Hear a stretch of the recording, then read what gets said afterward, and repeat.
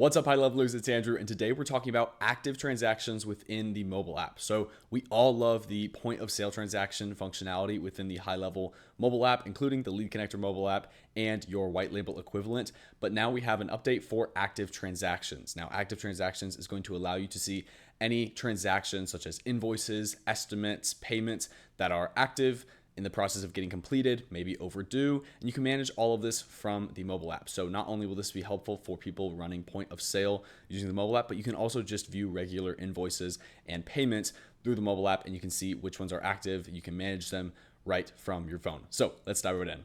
So here we are on the HighLevel or Lead Connector mobile app. Right here in our account, first let's go to the point of sale section by clicking that button in the middle at the bottom.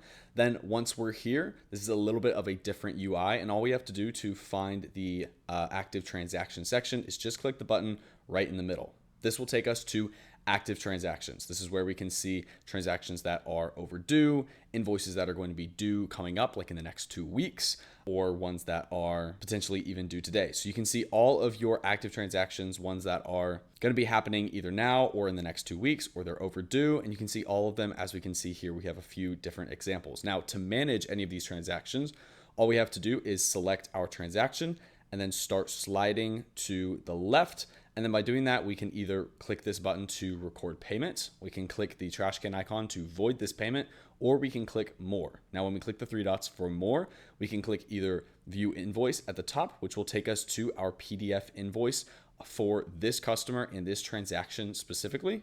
Then we can go back. If we go back to that more screen, we can also edit the invoice for this payment. We can also record a payment, view all related invoices, download the invoice, or void it as well from this screen. We can filter these at the top using our search bar. If we'd like to search for different transactions via the customer name or the company name, we can also click the status icon to see all invoices, draft invoices, ones that are sent, overdue, or partially paid.